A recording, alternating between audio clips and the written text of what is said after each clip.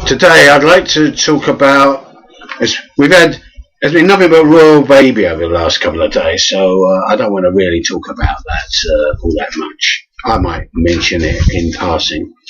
But today I want to talk about why has there been no mega protests on the streets of the UK like there has in Egypt or Turkey or Bulgaria or Brazil or even Greece or Spain or Portugal and Italy.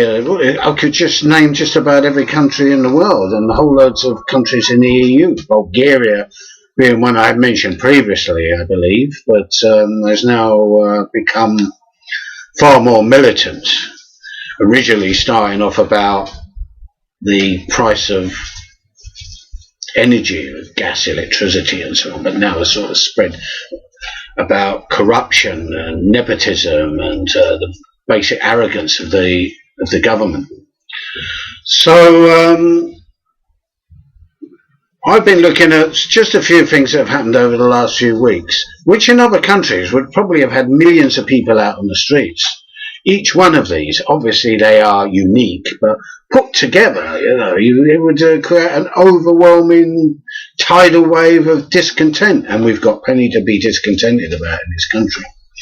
However, reading the newspapers and watching the television, some of the things that have struck me over the last few weeks are, for example, the GPO, or Royal Mail as it is called, sell-off, whereby a branch of industry that does actually make a profit, as far as I know, and employs a lot of people and does have some slight degree of workers' control, from what I understand, and unionisation. The government are selling it off like they sold everything else off, and probably be bought by some Chinese millionaire or something, who's fuss adding to the patriotism of this great country of ours. I mean, that was probably enough to really annoy a lot of people, particularly those that are working for the Royal Mail. But when people were interviewed on the streets, people, including a lot of old age pensioners, didn't seem to be well off, seemed to be supporting it. Oh, well, you've got to go ahead with the times. I suppose I'd be saying that when they introduced compulsory euthanasia. Oh, well, we're no use to society and so on and so forth. This supine sort of British mentality I find quite sickening. It makes me absolutely I don't know, I'm really pissed off with being an inhabitant of these islands of ours. But let's have a look at some of the other things that have happened. For example, the BBC director payoffs, which came to more than 50 million plus. Now, if you're an old age pensioner, one of these people that's very enthusiastic about like the selling off of the Royal Mail, on a limited, very small budget, or unemployed, or low paid, you have to pay the TV licence. There's no sort of exceptions unless you happen to be over 85 or something. And £2.50 a week might not sound much, but when you're on a very limited budget, it's a lot. It's in fact a kind of mini tax. And this money is all going to these directors, just paying them off, golden handshakes and so on. Talked a lot about this in the past, but everything seems to have gone under the radar with the impending birth of the royal baby. Then there's a hospital crisis where you had 13,000 people that were dead, or excess deaths, in other words, people that should not have died, and this thing about starving patients to death as a form of euthanasia by the back door makes you wonder where they train the nurses and doctors, doesn't it? Maybe sort of Auschwitz or Dachau, more like 13,000 is a lot. It's the sort of amount of people who get killed in a small war, and yet all we've got is massive bonuses for the people that are responsible for this, plus huge wages and so on. People getting blamed being the nurses and the cleaners, just about everybody except the directors. 13,000 is a lot of people. But again, there's been a lot of people crying on the screen, people upset and so on. It hasn't actually led to anything at all. It's business as normal. All these guys, and they are mostly guys, all these directors, they just sort of leapfrog into another highly paid job. The useless class. And of course there's the other thing about the rail chaos at Waterloo. Now that doesn't amount to very much, but in this heat, The tracks were apparently expanding because of the heat, as in the same way that the trains can't run when there's leaves on the line or it's too cold and so on. The railway system here is the oldest in the world, and yet they can't get it to run like it runs in other countries. And it's almost the highest fares in the world, with like people paying for the pleasure to commute into London in trains that are like, well, if cattle were transported in them, it would be illegal, and 20% of them have to stand up for the entire journey. But they just take it down, and they just lay down and take it year after year after year, and all you hear is moans about fare dodgers. I mean, the real dodgers are the artful dodgers at the top that are taking the huge bonuses that have completely screwed up the service. So, actually, with a fare dodger, you'd have to be a genius to be a fare dodger these days, getting through all the barriers, the inspectors raiding the train like they were looking for explosives, inspectors disguised as human beings that suddenly leap out of the seats. 6 of them waving their badge like, I'm from Los Angeles, but he said, oh, we're from Rail Network, or we're from London Transport. Yeah, very nice. So you've got all this going on, commuters fainting on the trains. Yeah, they take it, they love it, and so on. Yeah. Bring it on. Plus, there's all the stuff about the police surveillance and everything. There was a thing about there now being like, for every 11 of us in the country, there's now 1 CCTV, so that means about 6 million CCTVs. But again, the passive British public, oh well, if you haven't done anything wrong, then you've got nothing to fear. Well, you must have plenty of stuff to fear. What with the government lifting information about just about every individual, innocent people as well. And what about these people that their kids' identity stolen? They hadn't done anything either. And there's loads of innocent people are suddenly suffering, and suddenly there's going to be a really big scandals about this in the future. But again, we just lay down and take it as if we love it. We're getting onto the royal family. We had Prince Charles being greeted like, he just come back from winning a war single-handed when he arrived at the hospital, presumably after being dressed by his 2 valets. Now, there's been an inquiry into Prince Charles about how much tax he pays and so on, and it has emerged, although again it hasn't made headlines because everything slipped under the radar, that in fact he probably pays less tax than some of his servants, who I don't believe are quite well paid anyway, but a bunch of brown-nosed bastards who probably do the job for nothing anyway. But anyway, he's paying less tax than them. And there's also the scandal that The Guardian revealed about him sending off notes to government ministers and government departments about this and that, and we're not allowed to see what they are because it might jeopardize, his independence as king sometime in the distant future. It's all part of this sort of brown-nosing and grovelling and so on, but it seems that the rich, and particularly the royals, can get away with anything, and we love it. We're like that old ladies camping outside the hospital for days on end. Oh, it's only a few of them, but there was also hundreds of media as well. But the fact that the whole nation's gone mad over this royal baby and won't come out on the streets to defend its basic civil liberties, its standard of living and so on, it's an absolute disgrace. And of course, there's the thing about the bankers, that we've got nearly 2,500 bankers in the city of London and Canary Wharf that are earning more than €1 million. I don't know whether that includes or excludes bonuses, but that's more than the entire of Europe put together. I think maybe next is Germany, where they've got about 70 or something, or 170, I think it is. I haven't got the figures in front of me. But that's all right. That's fine. There's no resignations when it all screws up. And if we protest outside the Bank of England, for example, we'll end up with somebody getting killed like last time, and the police get off, and the kid that smashes the window at the Bank of England gets imprisoned. Brilliant. You could go on and on and on. Brazil, Egypt, Bulgaria, Turkey, loads of the EU countries, there's stuff going on, but nothing here. Why? Why is there nothing going on here?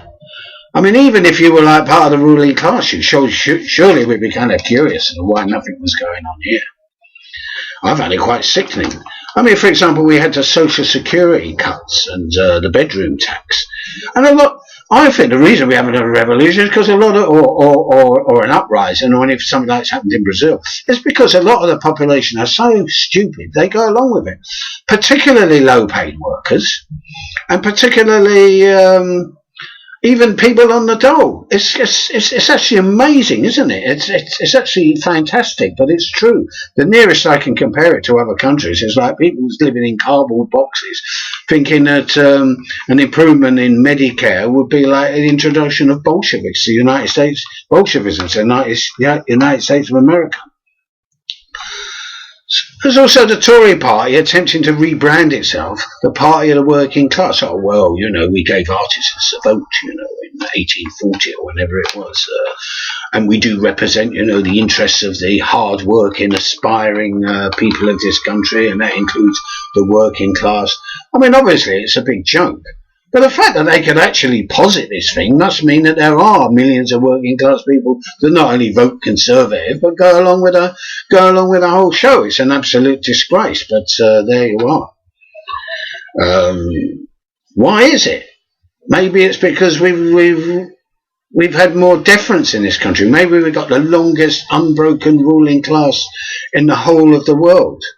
Maybe that's why. And they learned to divide and rule in the colonies, but the colonies, including America, shook them all off, got rid of them hundreds of years ago or after the Second World War.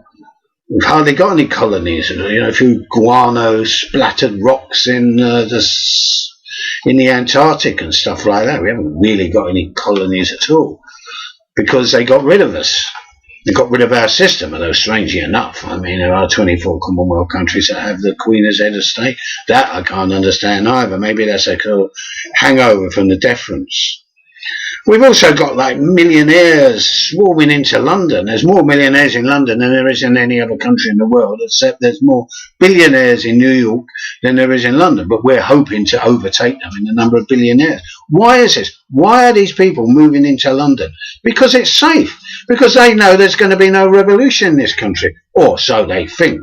But if I was a billionaire, yes, I would definitely buy a £500 million apartment sort of overlooking the sweltering slums of the East End. It'd be great, just like, well, what can I say? I mean, it's just that we just lay down and we accept it. And now London, it's becoming impossible for a lot of us to live in London. Because we can't afford to live in London anymore. And one of the reasons we can't afford is because the rents are gone up, because these people are moving in. And also it has a knock-on effect. And also the wages are so low. But we're too busy worrying about people on Social Security. It's terrible. An unmarried mother is, getting an extra £5 a week or something. Well, in fact, they're taking money and people are sitting back applauding it. But I still think that the working class are the people that are most revolutionary. I think that we're the ones that will kick it off. But the middle classes have got to do something as well. Well, why not? They're doing it in Bulgaria. They did it in Egypt. They're doing it in Turkey.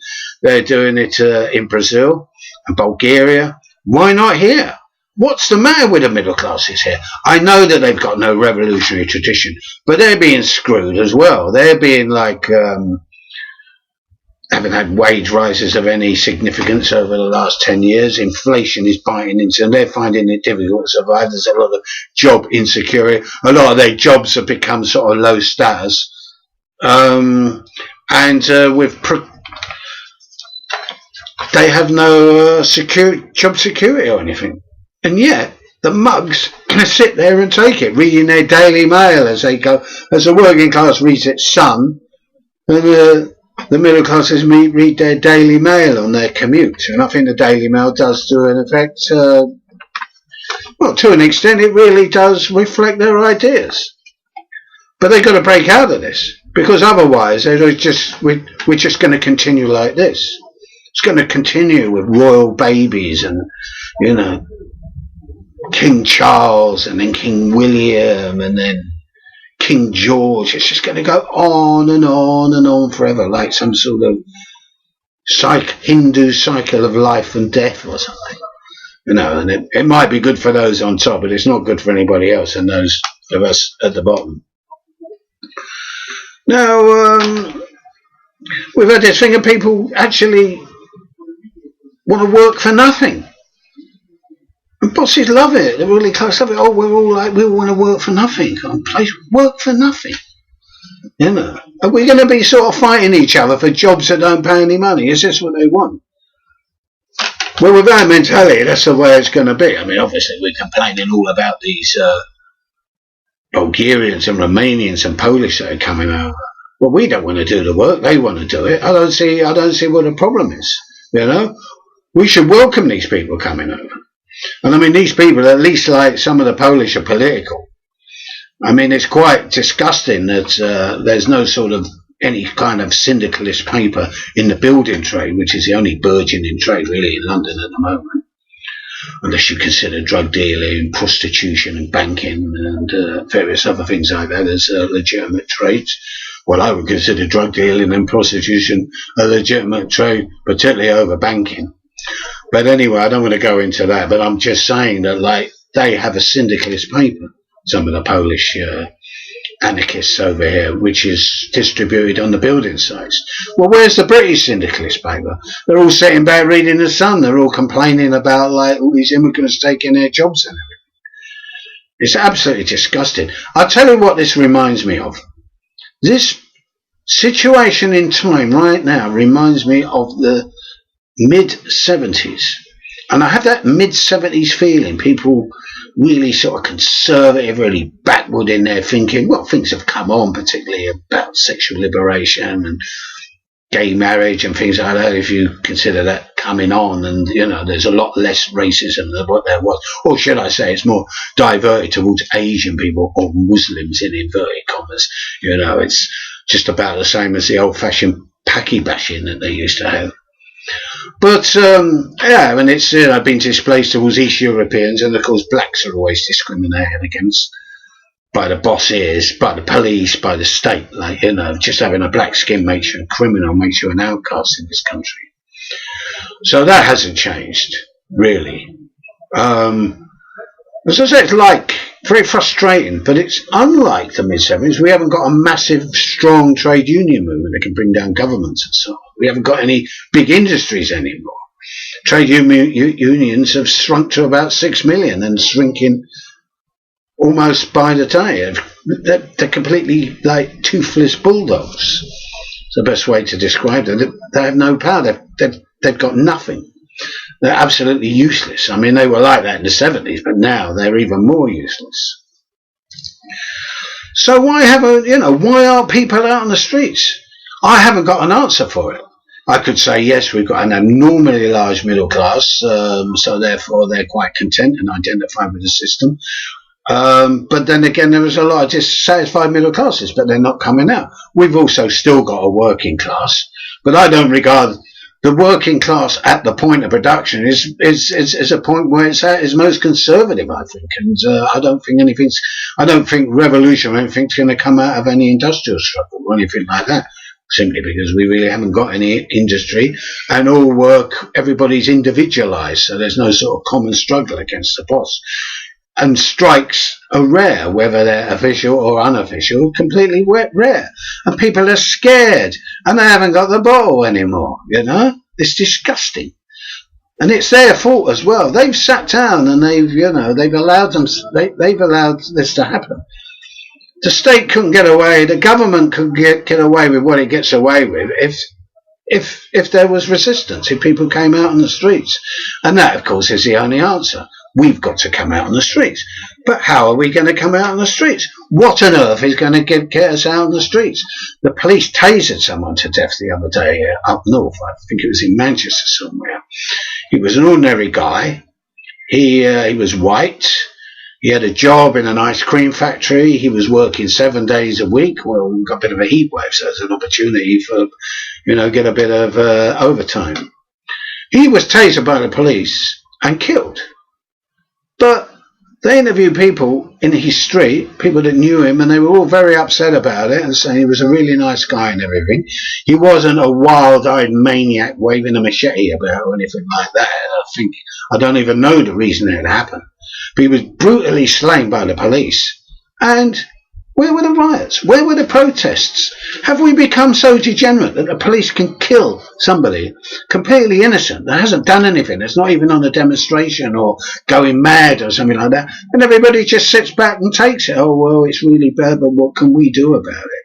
Well, when it happens to your kid, you'll be thinking, why aren't people coming out? So, yeah. I do think, to a degree, we've become the population has become sort of politically degenerate again, like it has been in the past. That we've lost all the stuff that we've gained. The only time anything really mental happened was obviously the riots of 2011, which I, as you know, think was absolutely fantastic because it was a sign of life. Tragic things happen, but tragic things are happening every day and there's no reaction to it. At least we took to the streets, our class, and we did something. Even if it was a howl of frustration.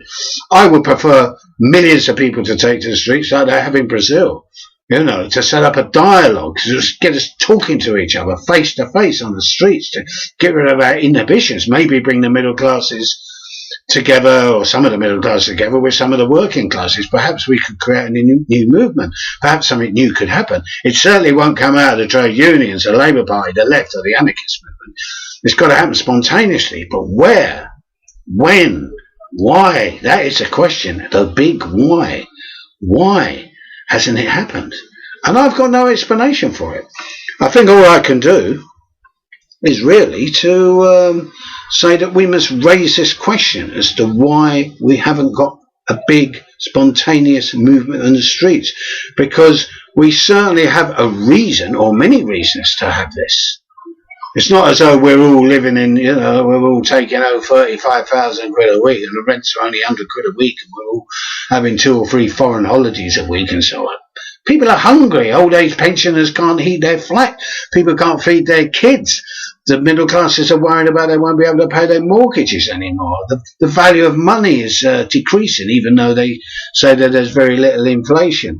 And it's joy today. Osborne said, we've had growth of 0.06% and everything. And it's, the really good factor, including, as it said in the Evening Black Shirt today, or the Evening Standard that it's commonly known, that that there's Britain bounces back. There's a slight upturn in the economy. That 0.06% or whatever it was, and of course we've had the really good weather, the heat wave, and of course the most important thing of it all, the royal baby. Yes. So let's finish off on the royal baby. I ain't going to be around when there's a sort of King William or when there's a King George, because I'll be long gone. But I do hope that if I was to live for 200 years, that there certainly would not be any more King William and so on. Look at it. We're so differential. We haven't even the left. There's no Republican movement in this country. I keep saying it again and again. But don't you think it's weird? As I said, we can't create anything on the streets. It has to come spontaneously. And it will come spontaneously. I'm just surprised that it hasn't come. I'm just surprised that people are sort of lapping it up like they did in the mid-70s. But you've got to remember how the 70s ended. You've got to remember, the riots on the streets against the fascists and so on, the rise of the punk movement, the really dissatisfied youth fighting against the police and so on, and the riot in Bristol in 1980, and it led to everything. The Bristol riot led to the Brixton riots and so on. A new politics was born. Not a politics that elects people. Not a politics that, worships the royal family. Not a politics that's if only the Labour Party were in, everything would be all right. But a new politics. And we've lost it. And we've got to get back to it. So on a very warm afternoon at the end of July, the third, first day that we haven't had the royal baby on every page, I bid you farewell. And I hope that very soon we will have a movement on the streets, that we will get some dialogue together. And remember, you can't have a revolution, because all anarchists like me want a revolution. You can't have a revolution without people going out on the streets first. You can't have workers' councils. You can't have anything. You can't have a revolution on the line. It's got to be on the streets. And what's happening in Brazil, Egypt, Turkey, Bulgaria, all these other countries, that's just the beginning of it. Right? That's not the end of it. That is the beginning. It'll go on for years. It'll gain momentum. It'll become more worldwide, as there has been dissatisfaction worldwide over the last few years. And it's not protest. It's struggle. It's like, evolving towards a revolutionary consciousness, a revolutionary perspective, the real new politics, which will be close to anarchism, because all the other politics are completely discredited. All right, then. That's it really for today. I've ranted and raved again. All I can say is I've raised a question. Why? Why haven't we got a mass movement? Why aren't people coming out the streets? To raise the question is perhaps to begin to answer it. I've got no solutions. I've only got more questions. And the only way that we will have a solution to this is when people come out. So the weather's nice. I'm not saying it's going to happen tomorrow. Obviously, people like me are anarchists. We want it to happen.